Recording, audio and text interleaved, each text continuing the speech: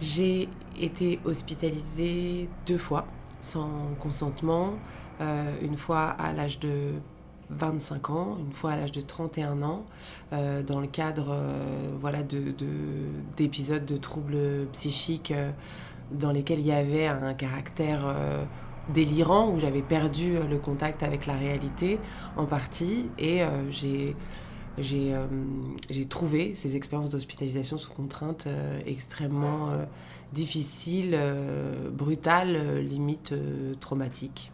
Alors il y a eu aussi une première fois qui n'était pas tout à fait une hospitalisation sous contrainte, mais qui a été quasiment une garde à vue psychiatrique, où comme j'étais dans la rue et avec encore une fois une perte de contrôle à la réalité, mais sans aucune violence.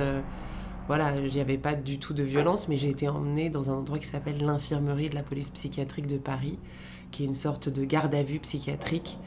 Et là, c'était la première fois quand j'avais 20 ans, la première crise que j'ai faite. Et là, c'est même un épisode pendant lequel j'ai été enfermée dans une pièce et contentionnée parce que j'étais en panique et que je cognais contre la porte pour qu'on me laisse sortir. Et là, j'ai carrément, dès la première fois, dès la première hospitalisation, sous contrainte, vécu la contention, une espèce de ceinture en cuir qu'on m'a attachée autour de la taille avec des poignets. Donc voilà, ça a très très mal commencé, l'histoire entre le soin psychiatrique et moi. Donc il y a eu d'abord l'infirmerie de la police psychiatrique de Paris, où c'était assez bref mais très très violent. Et après, les 2 autres fois, à 25 ans et à 31 ans, ça a été 2 hospitalisations sous contrainte qui ont duré 3 mois chacune. Et est-ce que tu as eu le sentiment d'être informé de tes droits à l'hôpital? Alors, tel que moi je l'ai vécu, pas du tout. C'est des moments quand même assez particuliers où on n'est pas dans un état psychique comme d'habitude. Donc forcément, le ressenti qu'on a des choses est différent. Mais là, je suis là, je pense, pour partager ce que moi j'ai senti et ce que moi j'ai vécu. Non seulement j'ai pas été informée de mes droits, mais j'ai été vraiment frappée par le fait que voilà, on est amené là endormi, avec de très fortes doses de médicaments qui shootent. Donc quand on se réveille là-bas, on est complètement shooté. Et on est souvent, enfin moi j'étais en tout cas enfermée dans une chambre. Quelqu'un a fini par venir ouvrir la porte. Je suis sortie dans le couloir titubante. Il y avait des gens, je ne savais pas où j'étais, je ne savais pas qui étaient ces gens. À aucun moment, personne ne s'est présenté à moi. Il y avait juste des gens en blouse blanche. On m'a dit d'aller dans la queue pour prendre mes médicaments. Il y avait vraiment une grande économie de mots. À aucun moment, quand je me suis réveillée, quelqu'un est venu s'asseoir à côté de moi pour me dire où j'étais, ce qui s'était passé, ce qui allait se passer, pour me dire quel traitement on allait me donner. Évidemment, j'aurais peut-être contesté, j'aurais sûrement contesté, mais ça ne veut pas dire qu'il faut faire l'économie de ça. Donc, ce qui m'a frappé vraiment dans ces couloirs et dans ces expériences d'hospitalisation sous contrainte, c'est l'absence totale de dialogue, de communication, de considération et le règne de l'arbitraire. Et ouais, c'est vraiment ça qui, en tout cas, moi, c'est vraiment comme ça que je l'ai vécu et je suis rentrée en résistance contre ce système, comme c'était le cas aussi d'un certain nombre des personnes qui étaient hospitalisées avec moi. Et donc ça crée très vite un rapport de force et de confrontation. Chaque malade a sa manière à lui de se positionner, mais clairement, voilà, il n'y a pas de dialogue, il n'y a pas de communication, déjà sur des choses assez basiques et élémentaires, même sur le soin. Donc ne parlons pas des droits. Les droits, c'est même pas un sujet. Voilà. En tout cas, moi, c'est l'expérience que j'en ai faite, personnellement. Que penses-tu que la connaissance des droits peut apporter aux patients hospitalisés? Ben, je m'étais pas posé la question auparavant parce que c'était tellement un lieu de non-droit pour moi, mais c'est vrai que je me dis que ça pourrait être un véhicule, le fait de se poser et de parler aux gens de leurs droits, et déjà ça permettrait de leur expliquer où ils sont, dans quel contexte ils sont. Alors, bien sûr, on nous dit vous êtes hospitalisé sous contrainte et désormais, c'est le médecin qui va prendre toutes les décisions pour vous. Et c'est le seul à pouvoir décider de votre sortie. C'est ça qui nous est notifié. Donc c'est la contrainte qui nous est notifiée. Alors, est-ce qu'il y a d'autres droits ? Moi, je ne sais pas s'il y a d'autres droits aujourd'hui. Et dans quelle mesure le fait de se poser avec un malade pour prendre le temps de lui expliquer quels sont ses droits. Et ça passe aussi, pour moi, la notification des droits, c'est aussi une manière d'expliquer aux gens où ils sont, ce qui va se passer pour eux, quel est effectivement leur périmètre. Écouter aussi ce qu'ils ont à en dire, même si c'est sous une forme de contestation. Je me dis que ça pourrait être un bon véhicule pour ramener du dialogue et de la dignité dans ces espaces dans lesquels il en manque quand même parfois cruellement. Ça pourrait être un véhicule, la notification des droits. Mais il ne faut pas que ce soit fait de manière rigide et arbitraire, quoi. Il faut que ce soit fait d'une façon à ce que ça ramène une forme d'humanité et de dignité dans ces espaces. Donc ça dépend comment c'est fait aussi. Mais ça me semblerait être un bon véhicule. Et donc, comment tu établirais une relation plus humaine entre le patient et le soignant ? Ben ça, j'y ai déjà beaucoup réfléchi et je me suis dit que peut-être pour répondre à cette question, j'aurais besoin d'y retourner et d'observer comment ça se passe, j'allais dire dans mon état normal. Parce que heureusement, ça fait longtemps que j'y suis pas retournée. Mon expérience n'a pas du tout été une expérience humaine. Il n'y avait pas de relation. Et donc il faudrait...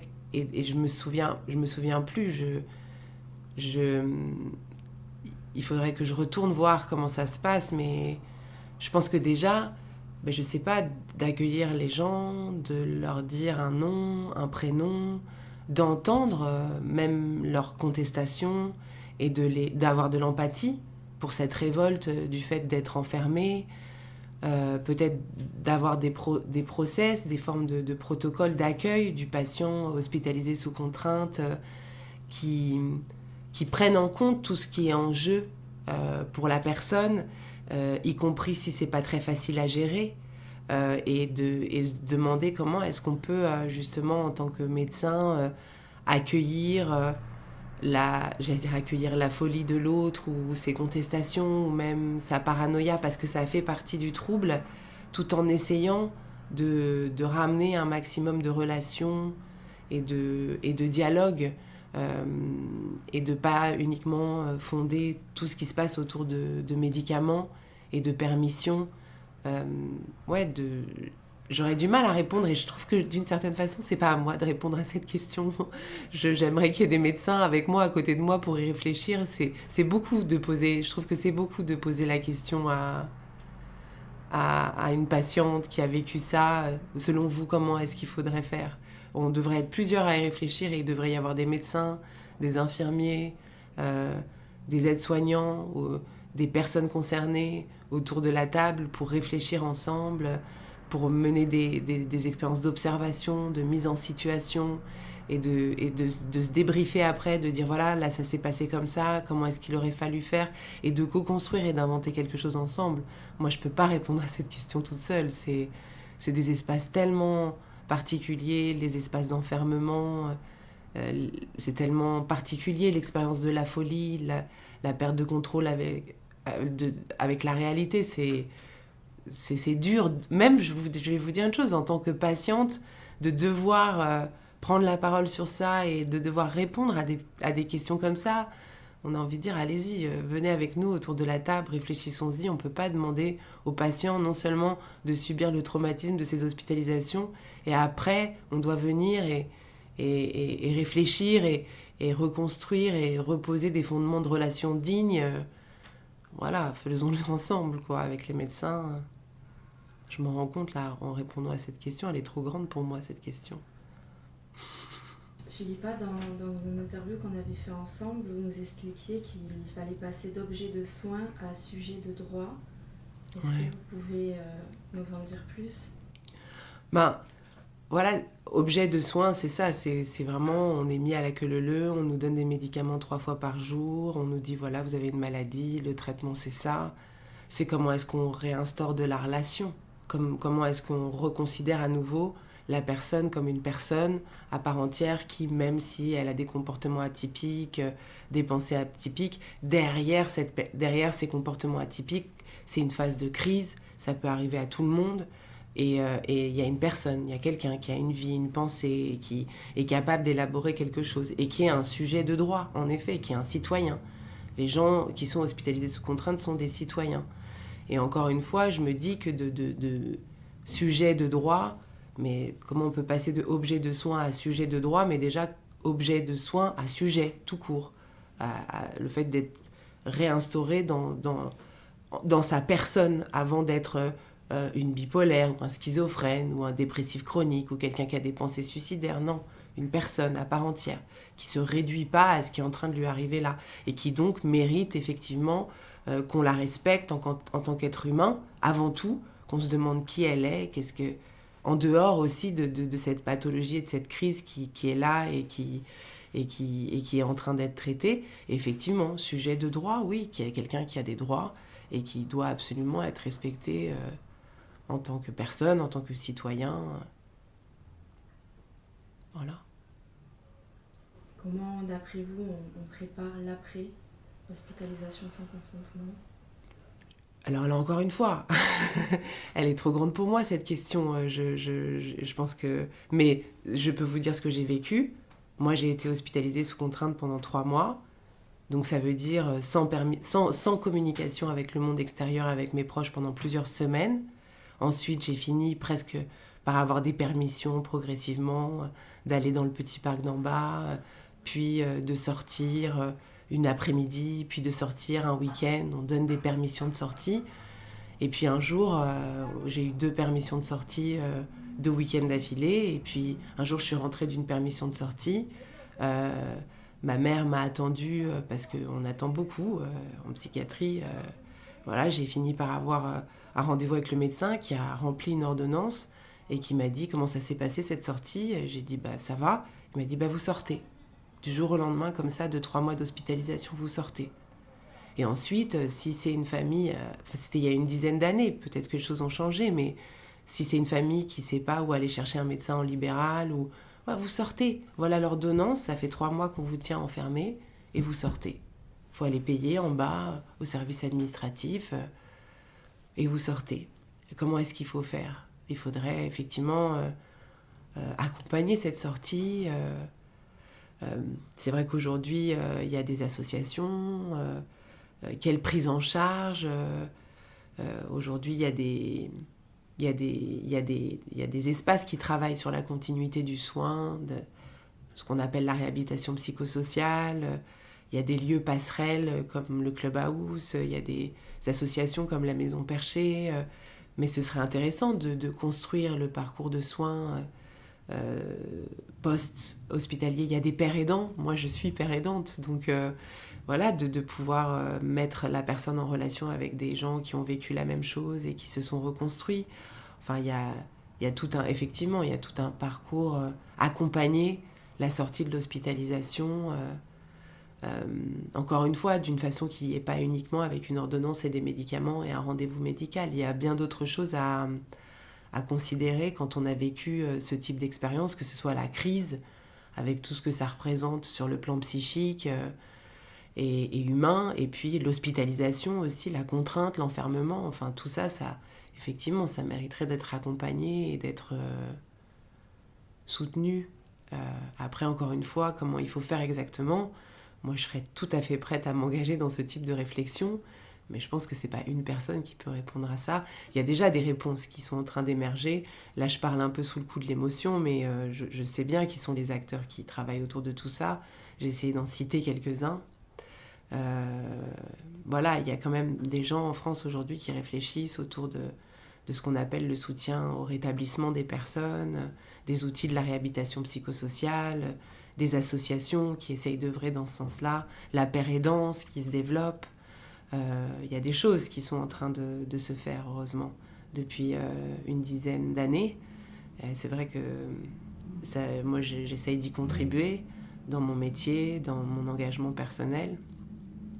Il y a des choses. Mais ça n'était pas du tout le cas, en tout cas, quand moi j'ai vécu tout ça.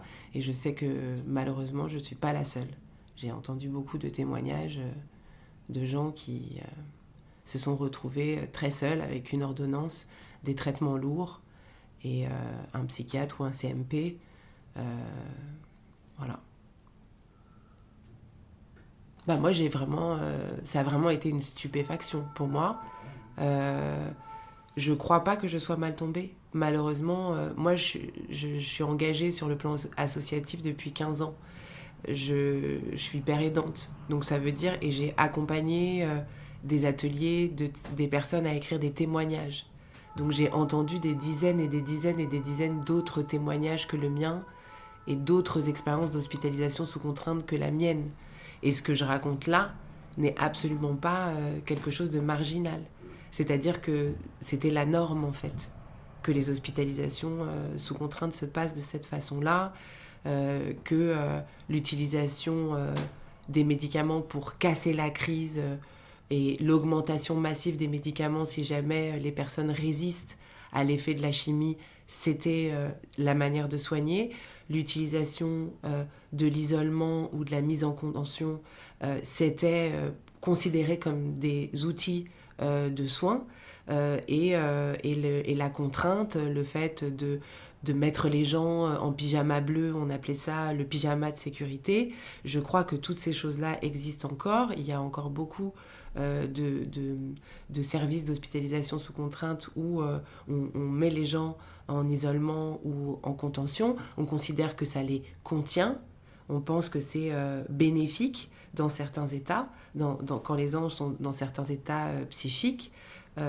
Donc voilà, c'est une conception du soin. Et l'utilisation des médicaments neuroleptiques massivement, c'est une conception du soin. Et en fait, on est en train de se rendre compte, parce qu'il y a des patients qui essayent de prendre la parole pour dénoncer ce type de pratique et dire que à quel point c'est agressif et difficile. Moi, je pense que j'en parle aujourd'hui très calmement parce que je me suis engagée, parce que j'ai pris la parole pour le dénoncer. Et je pense que ça, c'est ma manière à moi d'essayer de faire changer les choses, c'est ma manière à moi de m'apaiser. J'ai écrit un livre de 150 pages qui va bientôt être publié, qui s'appelle « Et c'est moi qu'on enferme », dans lequel j'ai raconté comment ça s'était passé, ces hospitalisations sous contrainte. Donc je suis retournée à travers l'écriture dans les services fermés de la psychiatrie, et je pense que ça a été, je ne m'attendais pas à ce que ça le soit, quelque chose de très thérapeutique qui me permet d'en parler posément et même d'être en dialogue avec les médecins et de mieux comprendre aussi pourquoi les choses se passent comme ça. Mais je ne crois pas du tout que ce soit quelque chose de marginal. Je ne crois pas du tout être particulièrement mal tombée. Je pense qu'il y a beaucoup de gens qui sont mal tombés, qu'on a mis beaucoup d'espoir dans les médicaments et dans la chimie, et qu'on a abandonné souvent l'importance de la relation, et qu'on a aussi surévalué le système de diagnostic et de classification comme outil de compréhension de qui est quelqu'un. Et on a réduit les gens à des symptômes. Et on a pensé que de soigner les gens qui étaient en crise, c'était d'anéantir leurs symptômes. Et on a oublié ce qu'ils vivaient derrière ces symptômes, véritablement, en tant qu'expérience humaine, de souffrance, voilà. Et comme la folie ou les grandes crises psychiques ont des manifestations spectaculaires, eh ben, c'est facile. Comme on délire, comme on n'écoute rien, en fait, de ce qu'on dit, de ce qui se passe pour la personne à ce moment-là, c'est des symptômes. Et on a un outil, c'est de la chimie. Et donc, voilà, ça s'est limité à ça. Et si on réfléchissait autour de la notification des droits, sur comment ça peut être un véhicule pour nous, pour remettre de la relation et de la considération.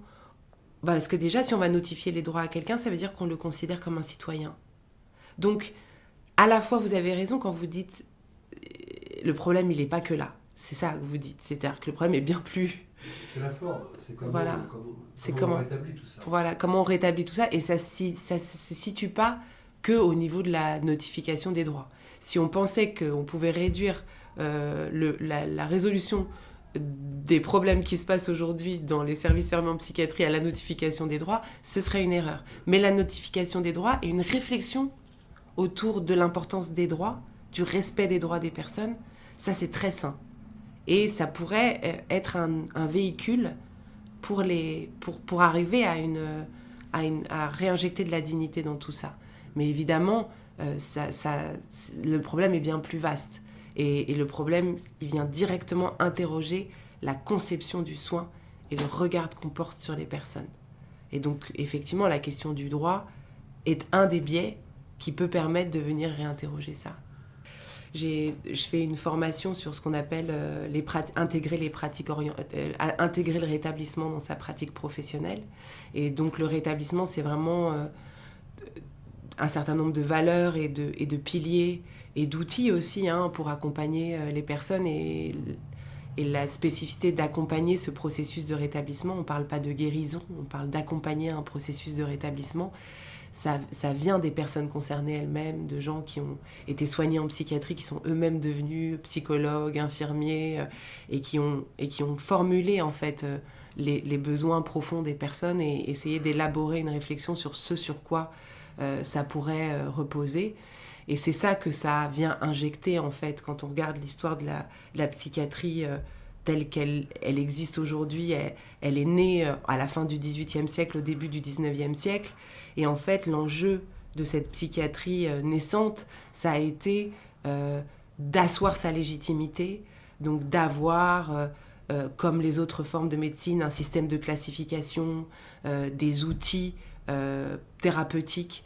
Et donc, c'est ça qui a fait qu'on s'est éloigné, en fait, de... La personne, c'est devenu un objet de soin qui devait répondre, qui devait venir confirmer des théories qui n'étaient pas inintéressantes, mais qui en fait faisaient qu'on oubliait la personne derrière la nécessité de confirmer un corpus quasi, pas idéologique, mais je veux dire un corpus de classification, d'outils thérapeutiques, voilà comment on fait, voilà ce qui est vrai.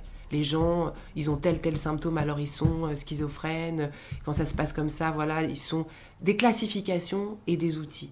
Et la nécessité de venir justifier ça, confirmer ça, c'est là où on transforme la personne en objet. Tu dois répondre, tu dois venir valider le système et la grille de lecture que je suis en train de mettre en place. Et là, tu es réduit à un objet. Oui, il y a une génération... D'ailleurs, chez les jeunes psychiatres et certains plus âgés, avec l'émergence de la pérédance, donc de la reconnaissance du savoir expérientiel d'anciens patients qui sont en train d'intégrer des unités de soins, d'accompagnement, il y a un dialogue qui est en train d'être mis en place, beaucoup paritaire, parce que moi, aujourd'hui, c'est mon métier de faire de la formation. Je suis coach, père aidante, je fais de l'accompagnement et je dialogue avec des médecins sur tout ça. Et il y a beaucoup de respect et de considération et je vois bien qu'il y en a avec qui on co-construit des choses. Je pense que ça reste une minorité assez qui innove en fait. Et les innovations, quand elles ont lieu, on ne sait pas qu'elles ont lieu. Elles sont en train de se passer. Donc moi, mon regard est un peu déformé parce que c'est évidemment avec ces gens-là que je travaille, avec ceux qui ont envie que ce dialogue s'établisse, avec ceux qui ont envie de porter le changement. Y a la Fédération Santé Mentale France, l'Association des jeunes psychiatres, et globalement, les psychiatres que je rencontre. Hier, j'étais à un colloque sur les troubles du spectre de l'autisme où il y avait une table ronde dans laquelle moi j'étais la modératrice, il y avait une psychiatre, une psychologue et 2 personnes concernées qui venaient témoigner et à la fin de la table ronde, la psychiatre qui était là nous a remerciés parce qu'elle nous a dit vous dites ce que nous on ne peut pas dire. Donc ce dialogue il existe, je ne sais pas, ce que je ne mesure pas c'est dans quelle proportion. Ça, j'ai du mal à mesurer. Mais je sais que, par exemple, la semaine dernière, je suis allée faire un cours sur le rétablissement et témoigner de mon parcours en Master 2 de psychologie. Donc, ça commence à bouger. Je sens, ça fait quand même 15 ans maintenant que moi, j'en ai fait un métier, un engagement. J'ai le sentiment qu'il y a quelque chose qui se passe. Après, dans quelle proportion, ça, j'ai du mal à le mesurer. Mais je sais que c'est assez touchant pour moi, aujourd'hui, de former des professionnels du soin et de l'accompagnement qui sont à l'écoute et qui sont respectueux de ce que je leur apporte. Ça, je le ressens. Donc, ce que m'a appris aussi mon engagement et le fait de faire ce métier, ça m'a réconciliée aussi avec... et ça m'a permis de comprendre que y avait des gens bien, beaucoup de gens bien, et tant mieux d'ailleurs, et qu'après, c'était comment est-ce qu'on fait changer les croyances, comment on fait évoluer les paradigmes qui fondent le soin et l'accompagnement, et ça, c'est tous ensemble qu'on fait ça. Mais il y a évidemment des gens bien avec qui dialoguer, et je crois que, au fond, ce que j'ai fini par comprendre, c'est que ce qui se passe dans les services fermés de la psychiatrie, et même dans d'autres services qui ne sont pas forcément fermés, ça fait souffrir tout le monde, les soignants et les patients. Et en fait, ça m'a beaucoup touchée de comprendre ça, que tout le monde est en souffrance dans ce système-là. Donc ça montre l'importance de le changer et de le faire évoluer, parce que au fond, les gens qui soignent, ils font pas ce métier par hasard, et ils n'ont pas envie que ça se passe comme ça. Et je pense qu'on parle beaucoup du manque de moyens en psychiatrie, mais je pense qu'on ne mesure pas à quel point cette désertion de ces métiers qui sont des métiers, des très beaux métiers en réalité, elle est liée à ça. Elle est liée à ce qu'on s'est mis à mettre en œuvre, qui est en fait devenu insupportable pour les gens, et y compris pour ceux qui soignent, je crois, vraiment. C'est ce que je crois, moi. Voilà. Merci. Je vous en prie.